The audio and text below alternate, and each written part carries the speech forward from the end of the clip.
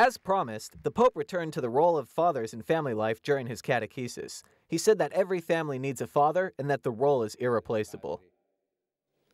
Toda familia necesita un padre que no se vanagloríe de que su hijo sea como él, sino que se alegre de que aprenda la rectitud y la sensatez, que es lo que cuenta en la vida. Francis said that good fathers should spend time with their children. However, he added that being present isn't the same as being overbearing. Dire presente non è lo stesso di dire controllatore, perché i padri troppo controllatori annullano i figli, non li lasciano crescere.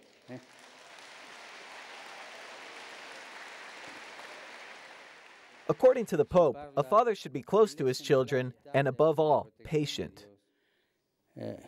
I padri devono essere pazienti. Tante volte non c'è un'altra cosa da fare che aspettare, pregare e aspettare. He said a father should help when a child fails at a difficult task without humiliating him.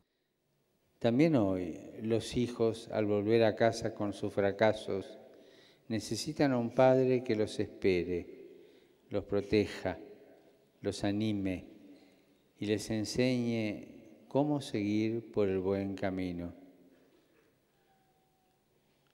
A veces tiene que castigarlo,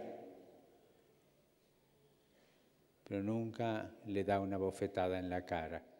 Lucia Annibali, a woman who suffered through one of Italy's worst domestic violence incidents ever, was present. In April 2013, men sent by her ex-boyfriend deformed her face with acid. At the end of the audience, the Pope made a strong appeal for peace in Ukraine. He asked to pray for the victims and said that the conflict is a scandal because the two warring parties are Christians.